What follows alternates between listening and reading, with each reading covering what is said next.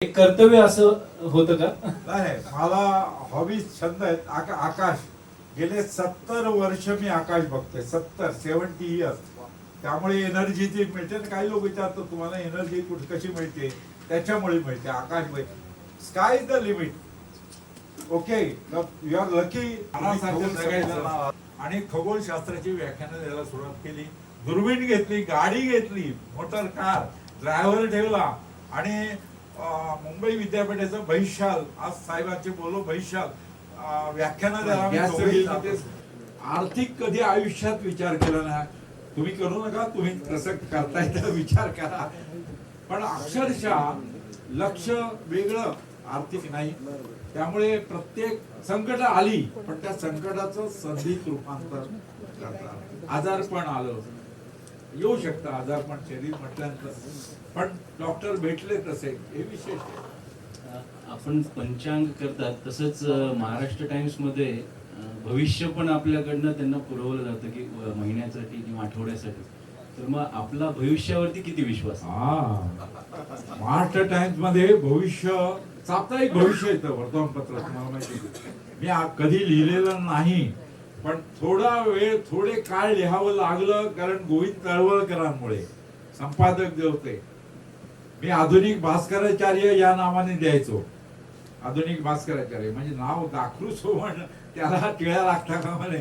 आणि you will surprise to know, पावसाळा आला की आरोग्याची काळजी घ्यावी, म्हणजे आजारी पडणार नाही. आजारी पडला तर काळजी घेतली नाही. 1 तारखेनंतरचा रविवार असतो ना, पैशाची चणचण भासणार नाही 1 तारखेनंतरचा. पण हल्ली नाही, हल्ली 1 तारखेनंतर सुद्धा चणचण भासेल. मित्रांनो, लिहिताना पॉझिटिव्ह लिहायचं, निगेटिव्ह कधी लिहायचं नाही. हे विषय चोरी होईल नाही, चोरांपासून काळजी घ्यावी. आणि आवडायचं, तुम्हाला माहिती असेल याचा, वसंत लांडोबा मापणकर म्हणून मालवणचे लेख हे लिहित असत अत्रेंच्या मराठामध्ये. आणि त्यावेळी आचार्य अत्रेंना मी जवळून बघितलेलं आहे, म्हणजे बोललेलो आहे. तर त्यावेळी मापणकरांचं भविष्य आलं नाही एकदा, त्यांनी तर उलट सुलट करून बघितलं.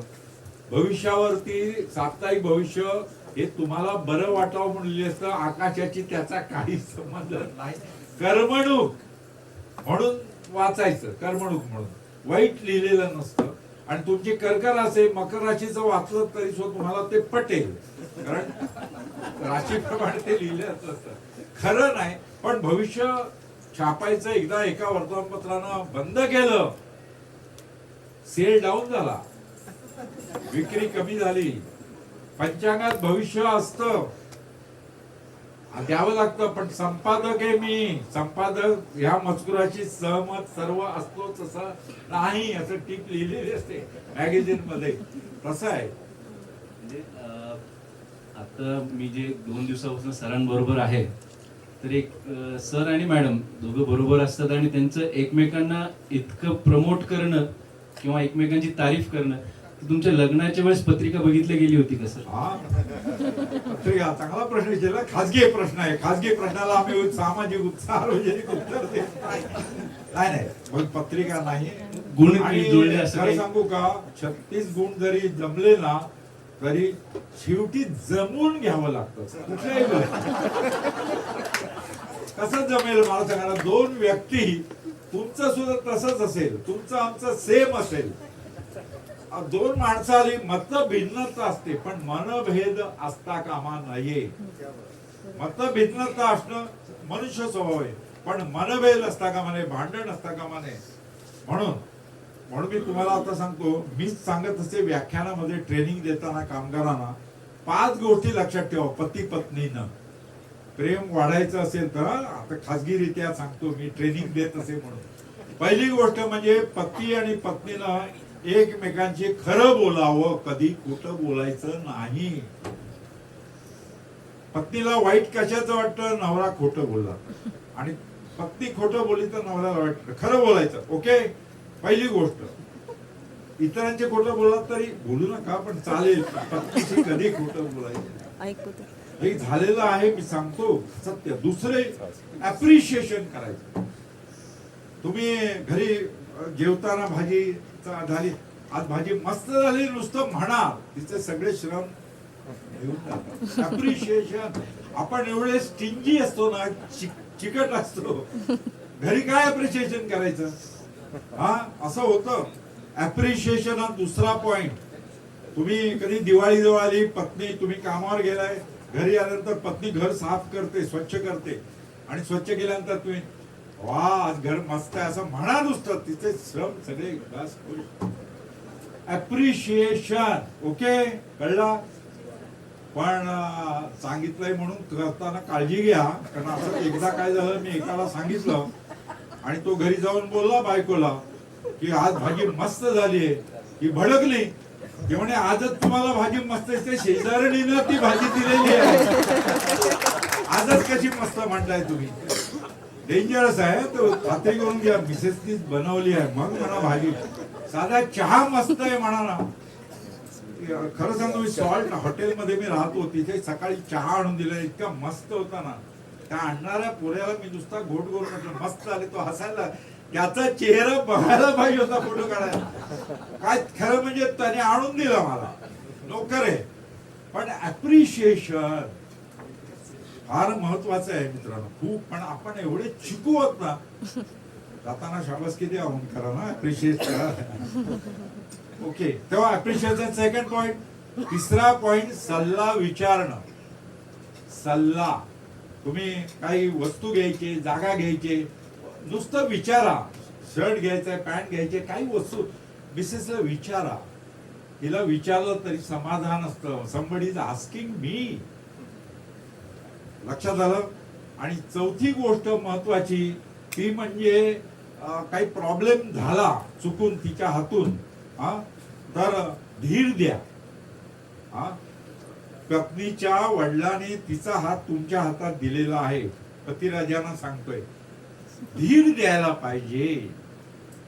तुम्ही जाताय लग्नाला, मित्राच्या एकटेच जाणार आहात, पत्नी म्हणाली नाही नाही नाही मी पण येते, आणि ती तुमच्याबरोबर आली, आणि मुंबईला ट्रेन मध्ये गर्दी असते, तुम्हाला माहिती आहे, बोरिवलीला लग्न, दादरला बसलात, बोरिवलीला ढकलत ढकलत उतरला ट्रेन मधून, आणि बायकोच्या महिला काय करतात, दागिने पिशवीत ठेवतात, अंगावर घालत नाही ट्रेन मध्ये, आणि उतरताना लक्षात आलं पत्नीच्या की दागिने चोरांनी कापली, पिशव्यांनी पळवले. काय कराल? पत्नी काय करेल? बाई काय करेल? सांगा. पहिलं अस्त्र म्हणजे स्त्रीचं अश्रू, ते लगेच डोळ्यात राईट, ती रडायला लागेल. आणि पतिराजांना विचारतो, पतिराजा तुम्ही आहात, काय कराल? काय तुमचा आदर्श धरल्यानुसार, म्हणजे सांगितल्यानुसार धीर द्यावा लागेल. धीर द्यावा लागेल. पण त्यावेळी काय होणार माहितीये का, झालंच ना, तू आता परत दागिने करणार, तू आलीस कशाला, मी एकटा जाणार होतो. आता तिथे फायरिंग दिलं तर चोर काय आणून देणार का? नाही देणार. आपल्या नशिबातच नाही. खरं दागिना मी जिवंत आहे ना, एवढं जरी म्हणालात ना, तुझा दोष नाहीये, माझ्या हातात पिशवी असती तरी चोराने कापली असती, चोरच असेल, मुंबईच्या लोकलच अशा आहेत, हरकत नाही म्हणाला. ती 2 मिनिटं फार महत्वाची असतात, अदरवाईज शी विल बिकम सिक, आजारी पडेल दम दिल्यानंतर. दम परिणामांचा विचार करा. आता हे मॅनेजमेंट, तुम्ही कॉलेज सांभाळताय, विद्यापीठ सांभाळताय, परिणामांचा विचार करायचा नाही मी. आणि म्हणून धीर देणं. आणि 5वा पॉइंट, एखादी गोष्ट खरेदी केली तर मी खरेदी केली नाही, आम्ही, वी हॅव परचेस. ओके, ही पंचसूची जर वापरली तर आजकाल जे काही इतके प्रकरण डिव्होर्सचे होत आहेत ते 100%, म्हणजे ते 80% तरी कमी होऊन जातील असं मला नक्कीच वाटतं. सर, आपण म्हणत होतो आपण वेगवेगळ्या दिनदर्शिकेसाठी पंचांग लिहून देतात, म्हणजे आजकालच्या काळासारखं कॉपी पेस्ट असंच प्रकार असेल ना? वा, चांगला प्रश्न विचारला. मी लोकमतचं कॅलेंडर करतो, लोकमत वर्तमानपत्राचं, महालक्ष्मी कॅलेंडर करतो, भाग्योदय बेळगावचं करतो, नंतर निर्णय सागर करतो, साई निर्णय करतो, जवळजवळ 10-12 करतो. पंचांग गणित एकदा तयार झालं ना की मग कॅलेंडर फॉर्मॅट मध्ये ते बसवायचं. चहा तयार झालं की कप वेगवेगळे असतात, त्याच्यात काय असतं, कॉपी पेस्ट नाही. कारण कोल्हापूरच्या ज्या जत्रा यात्रा असतात त्या त्यांच्या कॅलेंडरमध्ये लिहाव्या लागतात. नागपूरच्या एरियातल्या लोकमत मध्ये लिहाव्या लागतात, त्यांचे एडिशन असेल त्याप्रमाणे. बेळगावच्या कलावती देवी माघ शुक्ल प्रतिपदा तिथे ते द्यावं लागतं. तर त्याप्रमाणे ते द्यावं लागतं आणि तसे ते कॅलेंडर सजवलं जातं. आता 2023 तयार झालेलं आहे ऑलरेडी. ग्रहण वगैरे सगळं तयार झालेलं आहे, मजकूर मुहूर्त पण, आणि ते त्याचं भरून द्यायचे त्यांना. कारण आता मला अमेरिकेला जायचंय पुढच्या महिन्यात, तेव्हा अगोदर ते विद्यापीठाचं टायटल देऊन एज्युकेशनल मागे सगळे एज्युकेशनल तुमची माहिती देऊन सुद्धा कॅलेंडर करता येईल. I will help you definitely. म्हणजे सरांनी जसं सांगितलं की कॉपी पेस्ट हे आजकालचं जे आहे, तर विचार करा कोल्हापूर मधले कुठले यात्रा महोत्सव, बेळगाव मधले कुठले, औरंगाबाद मधले कुठले, नागपूर मधले कुठले, म्हणजे सरांचा किती अभ्यास तुम्हाला सर करावा लागत असेल. ग्रेट, म्हणजे खरंच नुसतं नाही, पंचांग. पण हे बनवताना पूर्वी कटिंग पेस्टिंग करावं लागायचं, कमर्शियल आर्टचा उपयोग व्हायचा.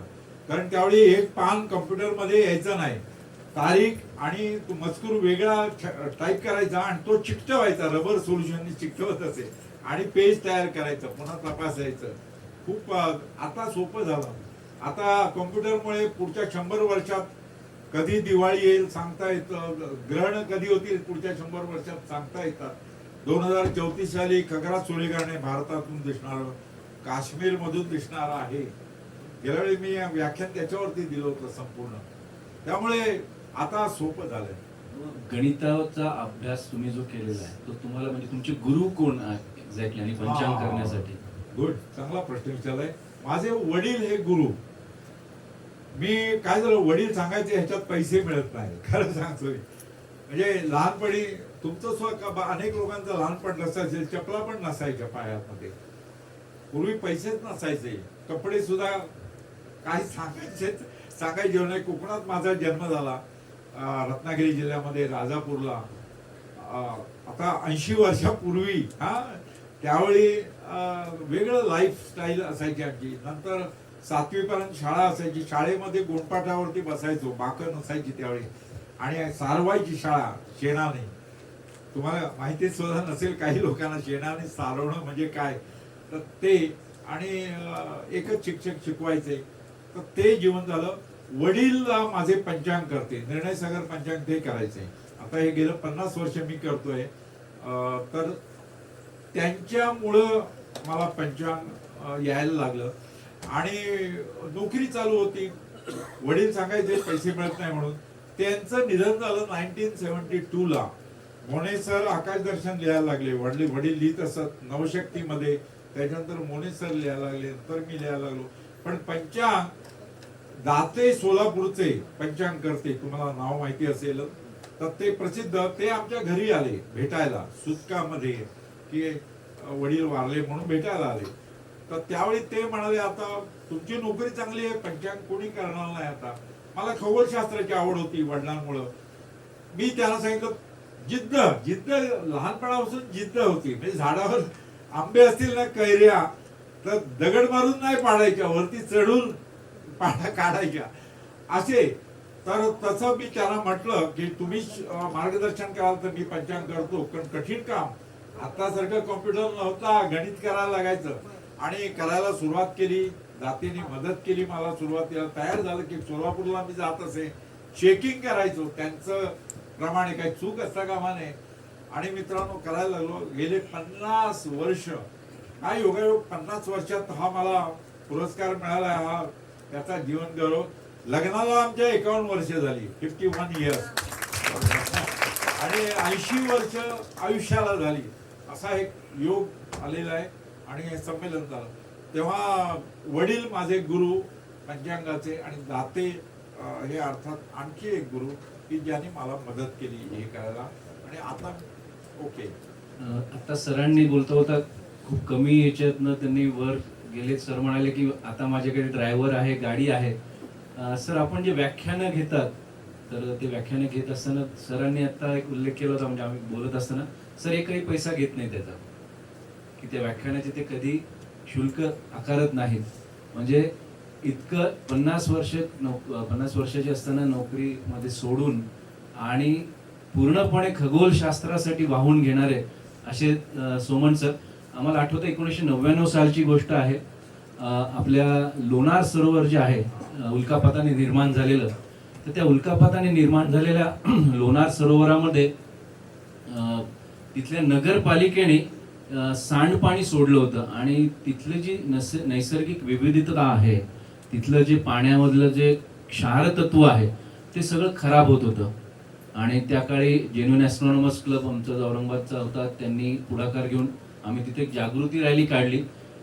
त्यावेळेस सरांनी आम्हाला जी पाठ थोपटली होती, त्यांनी आम्हाला सांगितलं की तुम्ही तिथले फोटो काढा, मला पाठवा, आम्ही सरांना, नारळीकर सरांना पाठवा. आणि आम्ही प्रयत्न केले, आमच्या पातळीवरती ते काही यशस्वी नाही झाले, पण सर आणि नारळीकर सरांनी ते पार मंत्रालयापर्यंत नेले. आपण जर स्लाइडमध्ये बघितलं असेल तर सगळ्या राजकीय पक्षांच्या लोकांबरोबर सरांचे फोटो आपल्याला दिसले असेल. मग सोनिया गांधी असू देत की बाळासाहेब ठाकरे असू देत, नाईक सर असू देत. तर सर, एक प्रश्न असा माझ्या मनात आला की ह्या सगळ्या राजकीय लोकांशी तुमचं म्हणजे कसं जुळतं? नाही, दिल्लीला संमेलन होतं, आता जसं आहे ना तसं दिल्लीला होतं. आणि सोनिया गांधी च्या हस्ते प्रदर्शन, त्यावेळी प्रदर्शन असायचं, त्याचं उद्घाटन झालं मग त्यांच्या हस्ते. तर त्या अशा गप्पा मारत असताना ग्रहणावशी खग्रास टोटल सोलर इक्लिप्स बद्दल काही विचारत होते. तर त्यांना मी सांगितलं, बाळासाहेब ठाकरेंबरोबर बरेच वेळ भेटी झाल्या, ते त्यांना इंटरेस्ट लोणार बद्दल होता. आता उद्धव ठाकरे सुद्धा लोणारला व्हिजिट करून गेले.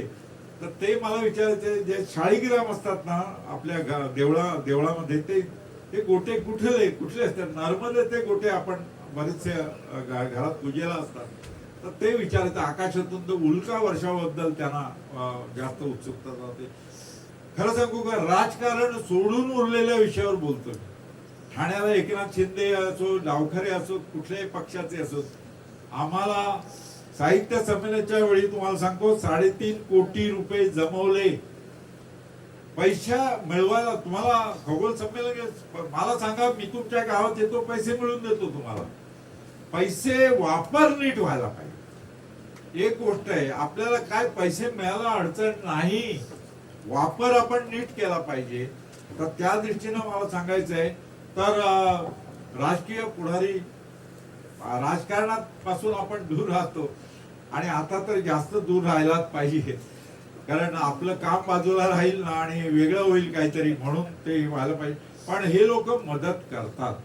आणि तुम्ही आता मोहन आपटे सरना मी तुमचं हे सांगितलं, आणि आपटे सर आणि मी औरंगाबादला कॉलेजमध्ये व्याख्यानं दिली आणि इथून बस घेऊन तुम्ही म्हणाला तसं लोणारला गेलो, सगळं साफ केलं आणि सरपंचांना कुणीतरी सांगितलं त्या गावच्या, ते आले.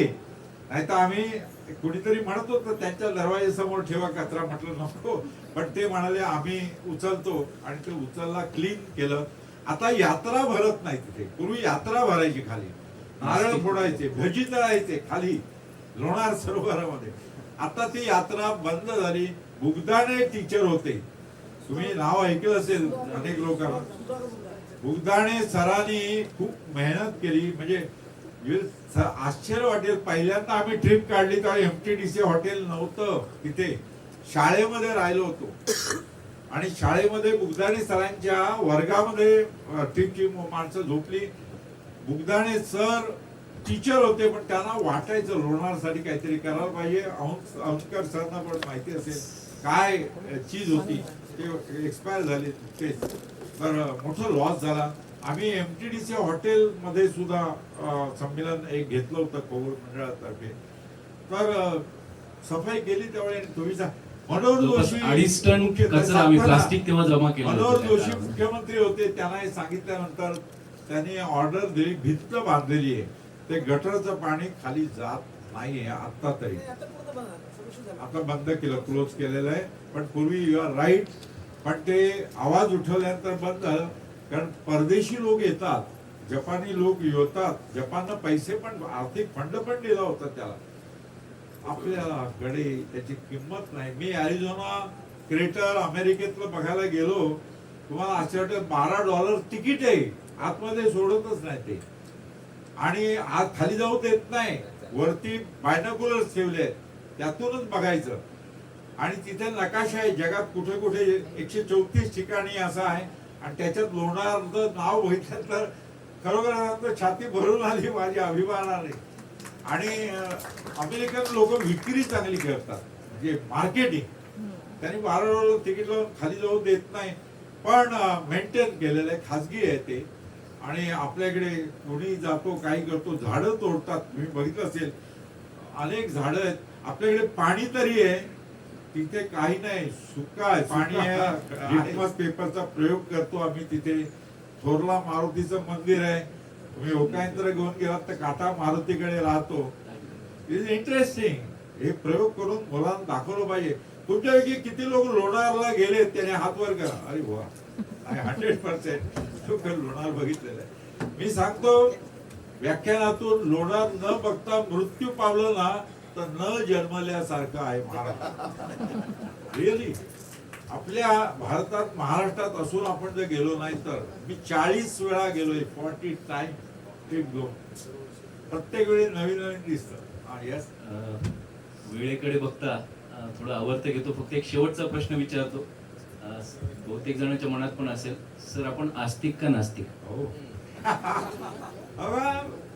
मी प्रश्न मुलाखत घेताना एकदम असे डेंजरस प्रश्न पण विचारता, हरकत नाही. मी आस्तिक आहे. नास्तिक माणसं पण आस्तिक असतात, नास्तिकतेवरती तरी ते आस्तिक असतात, लक्षात घ्या. मी आस्तिक आहे. ईश्वर म्हणजे काय तर चैतन्य म्हणजे ईश्वर. चैतन्य. चैतन्य म्हणजे काय तर मुंगी चालते, ती चिरडली तर काय निघून गेलं? चैतन्य. ते चैतन्य विज्ञानाला निर्माण करता आलेलं नाही. आपल्याला मुंगी चालताना मेलेली, लक्षात ठेवा. ते चैतन्य म्हणजे ईश्वर. म्हणून आपण म्हणतो ना, ईश्वर चराचरात आहे. आणि आता गणपती किंवा कृष्ण किंवा राम याची पूजा करतो, म्हणजे त्या आदर्शाची पूजा करतो. ते गुण आपल्या अंगी यावे यासाठी पूजा करायची असते. पण आपण काय करतो? पूजा म्हणजे देवळात पूजेचा रेट कार्ड बघित असताना हॉटेल सारखा 2 रुपयाची पूजा करायची की 10 रुपयाची, हा सत्ता येतो. खरं सांगतो, पूजा एक पूजा आहे. तेव्हा मी आस्तिक आहे, पण चैतन्याला मानतो. आणि कर्म योग हा सर्वात महत्वाचा आहे. कर्मयोग. तुम्ही तुमचं कर्म प्रामाणिकपणे केलं ना, बस पूजा करायला नको, तीच पूजा आहे. आणि म्हणून मला इथे आल्यानंतर आनंद होतो. हे खरं यज्ञकुंड आहे, हे खरं धार्मिक स्थळ आहे, हे खरं सरस्वतीचं मंदिर आहे. हा कॅम्पस म्हणजे सरस्वतीचा निवास आहे. काय विद्या देण्याचं काम इथे होत. तेव्हा मला एकच सांगायचं की आस्तिक प्रत्येकाने राहायला पाहिजे, परंतु कशावरती विश्वास ठेवायचा? 1 मिनिटात पूजा असते माझी, पण पहाटे 3:30ला माझा सूर्य उगवतो आणि रात्री 10-10:30ला मावळतो. वर्कोहोलिक म्हणतात काही लोक, पण खरं सांगू का, तुम्हाला वेळ घेतल्याशिवाय तुमच्या हातून काम होत नसतं. वाहून घ्यावं लागतं, वाहवत जायचं नसतं. आणि त्या दृष्टीनं मला कुटुंबाची साथ आहे. गेले 50 वर्षात तुम्ही प्रश्न नाही विचारला, पण चित्रपट बघितलेला नाही, सिनेमा बघितलेला नाही. 50-60 वर्ष झाली असतील. टीव्ही वरती एकही सिरियल बघत नाही, कधीच नाही. दोघंही नाही का मॅडम? म्हणजे तुम्ही नाही? दोघंही बघत नाही. बातम्या बघायचं हल्ली प्रमाण खूपच नाही, म्हणजे एकदाच बातम्या बघतो फक्त, कारण बघवतच नाही, वाईट वाटतं. मला इथे आल्यानंतर म्हणून आनंद आहे. उद्या निघताना थोडं वाईट वाटणार आहे, साहजिकच आहे. हे सोडताना, कॅम्पस सोडताना वाईट वाटणार आहे. तेव्हा आपण म्हणतो ना, पुढच्या वर्षी लवकर या, तसं पुन्हा कधीतरी लवकर यावं लागेल. इतका आनंद होतो. धन्यवाद. धन्यवाद सर. आणि तुमचा सर्वांचा आभार, विशेषतः या संस्थेचे एमजीएम ची बद्दल मला स्वप्न आहेत. मी तुम्हाला सांगितलं, दिस इज द स्टार्ट. आपण खगोल मंडळ स्थापन करूया, वेगवेगळ्या ठिकाणी संस्था स्थापन करूया. एक व्हेइकल तुमचं एमजीएम लिहिलेलं आज दुर्बीण, DVD आणि एक गाणं बसवा त्याच्यावरती, MGM वरती एक गाणं गीत, गावात जायचं ते गीत लावायचं, गावकरी गोळा करायचे, व्हॉलेंटियर उतरतील आणि दुर्बिणीतून शनीची वलय दाखवतील, शुक्राची कोर आणि गुरुचे चंद्र दाखवतील. त्यांच्या डोळ्यात जे दिसतं ना आनंद, तुम्हाला सांगतो मी सॅल्यूट करावा लागतो. तुम्हाला अनुभव असेलच, आपण बघण्यात आनंद आहेच, पण आपल्याला दाखवण्यात जास्त आनंद होतो की नाही? दुसरा जेव्हा बघतो ना, मी आदिवासी भागात दाखवत असताना तो मुलगा म्हणाला भोसके भोसके दिसतायत चंद्रावरती, भोसके. मला इतका शब्द आवडला, क्रिएटर्स बघून. दुसऱ्याला आनंदित राहणं हे बघण्यात आनंद मानायचा, आणि दॅट इज द लाईफ. एवढंच सांग. धन्यवाद सर. धन्यवाद. कार्यक्रमाचे सांगता आभार प्रदर्शनाने करतो. आजच्या कार्यक्रमाची सत्कार मूर्ती